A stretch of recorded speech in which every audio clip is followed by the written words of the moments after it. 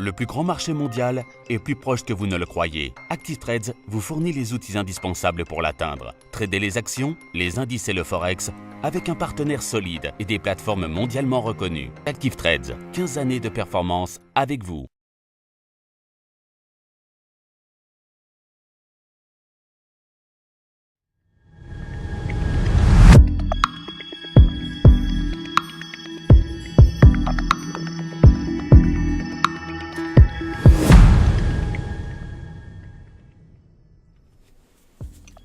Bonjour à tous et bienvenue sur boursicoté.com pour cette nouvelle analyse technique du CAC 40 en point matinal. Donc nous pouvons constater que malgré un rebond technique ici qui était parvenu à rehisser le CAC ici au-dessus des 5454 points, eh bien on est retombé ici sur un contact avec la bande de Bollinger inférieure. Donc ce que l'on peut constater ici, c'est que suite à la première impulsion baissière, on a bien eu ce rebond technique. Malgré tout, ce rebond technique n'a marqué aucun contact avec la bande de Bollinger supérieure, même si on s'est placé dans un premier temps au-dessus de la moyenne mobile 20 exponentielle. Avec cette rechute, on retrouve la moyenne mobile 20 exponentielle qui agit désormais comme une zone de résistance et on revient ici au contact de la bande de Bollinger inférieure, ce qui valide le fait que l'on est plus ici sur une phase de continuité baissière que sur une poursuite de rebond technique. Du point de vue des indicateurs, on est sur une configuration neutre du point de vue du RSI, même si le MACD et le stochastique, eux, sont plutôt baissiers. Donc par rapport à la configuration du jour, la zone à surveiller va être 5390-5454.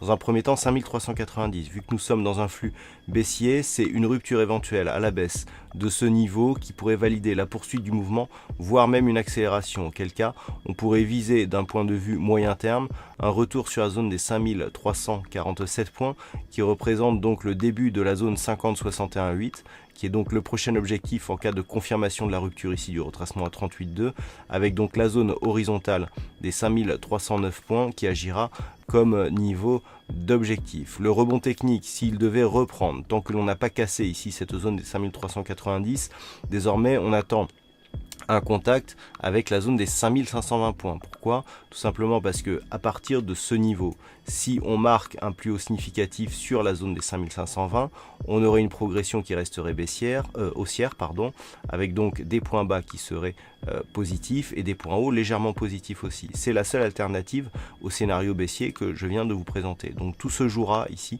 entre 5390 et 5520 tant que les cours restent ici autour des 5454 points sans casser l'une ou l'autre de ces zones, eh bien on sera toujours dans une incertitude avec potentiellement une phase de consolidation horizontale à venir. Voilà ce que l'on peut dire donc sur cette configuration matinale.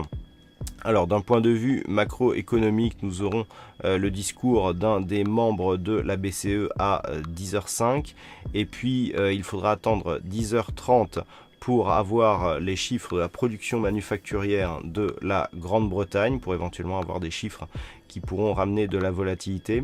Cet après-midi, nous aurons les chiffres de l'emploi du Canada qui pourront là aussi apporter éventuellement de la volatilité, notamment sur le dollar canadien. Et ce sera tout pour aujourd'hui. Donc je vous rappelle que c'est Trading Live aujourd'hui à partir de 14h. Je vous donne rendez-vous donc dès cet après-midi, toujours à partir du chat du site boursicoté.com. Bonne séance à tous.